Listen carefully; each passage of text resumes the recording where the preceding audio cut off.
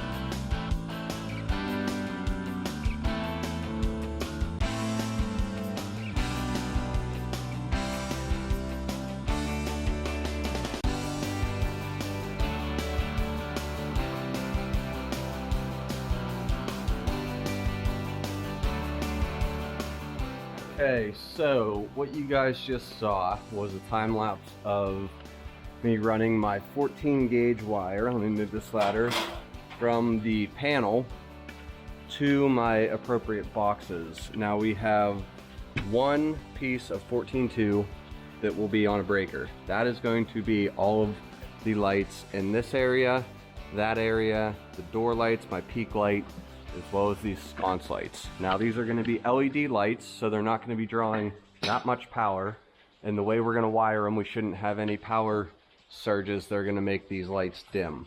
So we have that coming out of the box to my light switch box here. Again, these ones control these lights up here.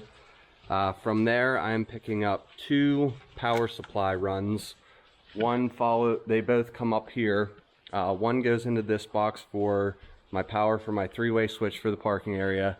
The other run goes all the way down here, down this wall, around this corner, and into this box. That power supply is going to power these three switches, which will be sconce lights, these lights up here in the working area, this light, and just those three areas.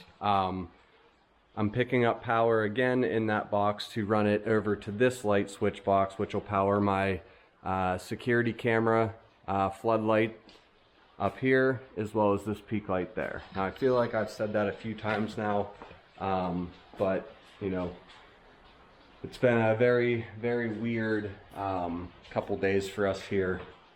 It's not something I really want to get into right now, but that's where we're at. I need to run, I keep saying the last thing I need to do, but I have this hole cut out here. I ran a couple 1-inch holes, paddle drill bits, sorry, down through there, and then notched out the center with my Sawzall. I need to drill a hole through this plate. This will go down into the office. I need to get a larger drill bit though, and then we can start fishing this big sucker down through there to run it in through the house to the power supply inside. So I need to do that, and then actually the last thing I'm probably going to do on this video is this. So we're going to take these wires that we have all rolled up nicely in these outlet boxes. We're going to run them out. Then we're going to strip about, I don't know, probably 1 inch off each end. You don't want the bare wire to exceed your wire nut here.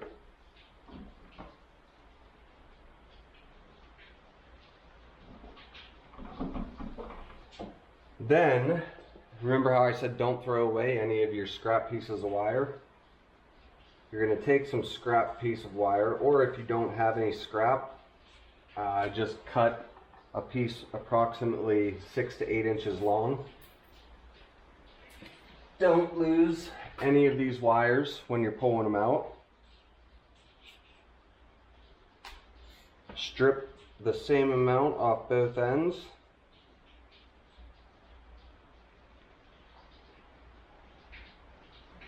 Then you're going to want to wire nut these together. Oh, make sure you get all 3 of them. White goes to white, black goes to black, and bare copper goes to bare copper.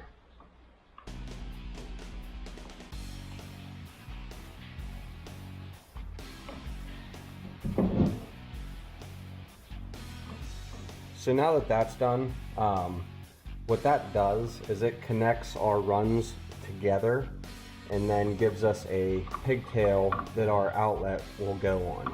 That way we will have constant current going through this box, but the power won't be running through the outlet. To quote my electrician friend, trust the splice, not the device. So whenever, like, let's say we have this outlet right here, right? And I'm working on my workbench down there. If I have a lot of power coming, you know, being drawn to those outlets down there, the current will just follow the wire instead of going through the outlet and heating that outlet up. So if you ever, Mel said that if you ever feel like your outlets are getting really hot because you're utilizing an outlet on the same run just a couple down, that means your outlets are all strung together through the actual outlet and not through a splice.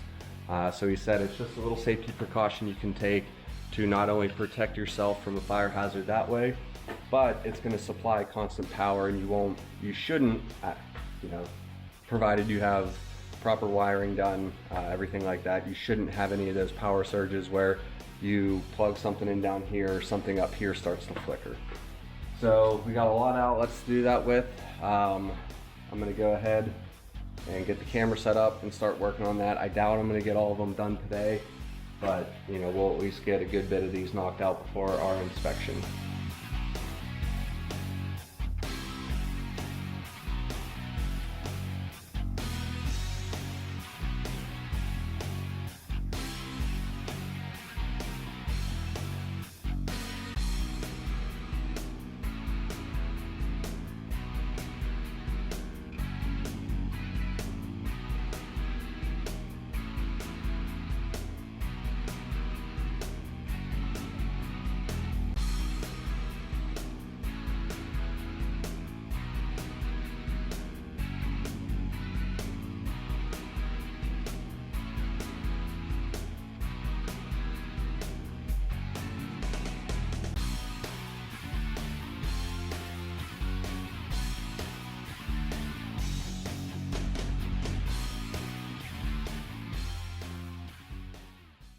Okay, so there it is. All of the necessary outlets are wire nutted together. Now, just to be clear, I'm not 100% sure if I was supposed to do that after my rough-in electrical inspection. I've never actually had to call for one of those before. However, my train of thought on that is the inspector's going to come and see, you know, hey, he's got a little bit of slack. His wire staples are in code. This is how he's running all of these outlets. I'm just giving him more to see before insulation, drywall, and outlets actually go in. So I'm hoping that's all right. Whenever my friend was here, kind of giving me the rundown on everything, telling me what to fix, he said, other than, you know, the couple little things that aren't necessarily against code, he just doesn't do. He said everything looks good, so I'm gonna take that as it will pass inspection. But like I said, that's just to give the inspector a little bit more to look at and a little bit more to say, hey, you know, I was pulling on each of the wire like you guys saw, but, you know, should I have missed one maybe? And he goes and checks every individual wire. He's saving me a little bit of headache down the road from having a loose wire. Now I might hook them up, but I'm not sure. This outlet here, right there, and this outlet right up here, as well as my exterior outlet right here, those are all going to be, like I said, on GFCI outlets. So those ones need to be hooked up through the outlet and not through a splice like those ones. That way, if something happens, it trips the outlet. It trips that GFCI first. Okay, so any of you electricians that are watching, you probably noticed something I did. Now, I called a few electrician friends of mine, and they say these boxes are not really directional as far as which way you hang them. I figured since I'm bringing power in from underneath, we would put our main breaker connections right at the bottom here. It's a shorter run, less area, you know, less wire taking up space in the box. My dad seems to think that that is wrong, that the main breaker should be at the top. However, Dad, you are wrong, because I called a few electricians. They said it's more personal preference. But with that being said, since it is more common to have the main breaker at the top, I might as well just keep it like that and, you know, flip this box real quick.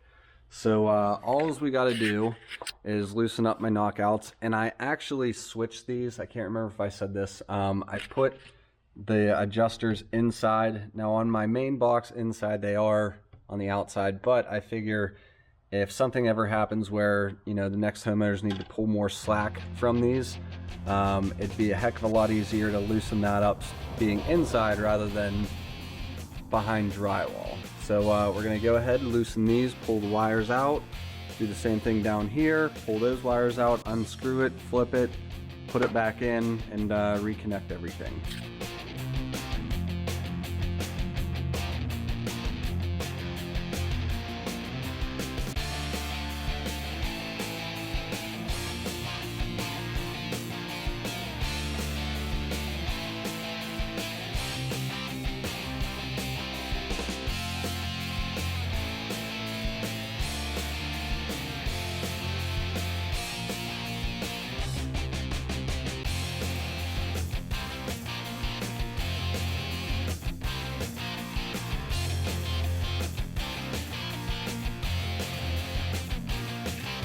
Okay, so just like that, no time at all, the box is flipped. I need to ask Mel if there's something I should do with this open piece there. Maybe put some duct tape or something on it, but either way, I'm kind of at a standstill now with the electric until we get this hooked up. Now, like I said before, I did go a little bit crazy when I bought it, but for something like this where they don't accept returns, I wanted to make sure I had more than enough than not enough, because if I didn't have enough, then I'm paying twice as much. So a little bit extra never killed anybody. Other than that, I think I'm good to go ahead and start sweeping out all these wall cells. You know, whenever I was drilling my holes, I kind of just left all the sawdust there. Now you don't want that there for insulation, because it's just dirty, and you know, trying to work around that, it goes everywhere. So yeah, we'll go ahead and bust out the shop vac here and start sweeping. Yeah.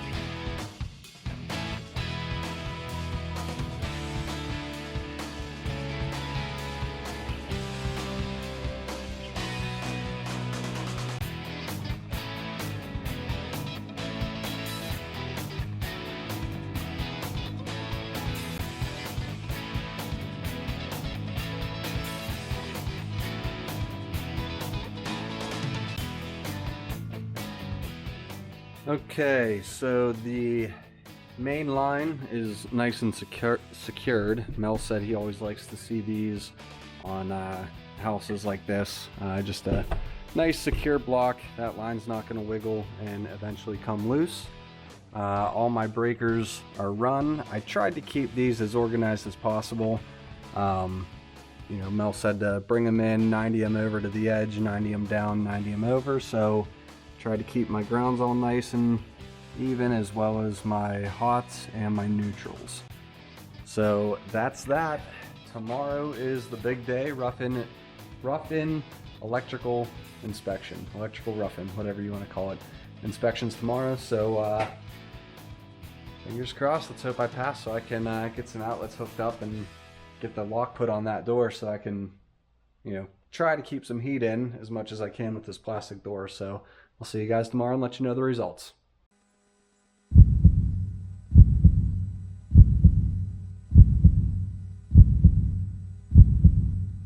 Alright, so the electrical inspector just left. I had to put the cover on the box for him, but that green sticker right there, boom, approved. Man, that's a good feeling. Not bad for a concrete guy getting the electrical inspection passed on the first attempt. So Mel, thank you very much for all the help with the service hookup and all the tips and pointers you gave me to make sure that passed. So that's gonna do it for this video. This one was a while in the making. I think that was probably the longest video. That's a lie. I started a video at the beginning of last year and I still need to finish it. But you know, life gets in the way. That one is a shooting video, so maybe here in a week or so. But yeah, I mean, this one was a long process in the making. Man, does that feel good. We can get a couple outlets hooked up so that I can lose the extension cords, I can get the lock put in, and most importantly, I can start insulating. I don't know if you can see it, but it's cold. I think it's like 20 degrees out, and yeah, it's gonna be huge to have some outlets out here just to help seal everything up. So I want to thank you guys for tuning back in to another episode of Gunpowder and Freedom. Eleanor's poking her head out. Sorry. Just want to thank everybody for the continued support that you guys have been giving me. I know we kind of had a little bit of a rough go there right around Christmas, but thank you guys very much. Don't forget to hit the like and subscribe. Don't forget to check out our store on Etsy, and don't forget to like and subscribe to our Instagram. So thanks. We'll see you on the next one. Have a great day.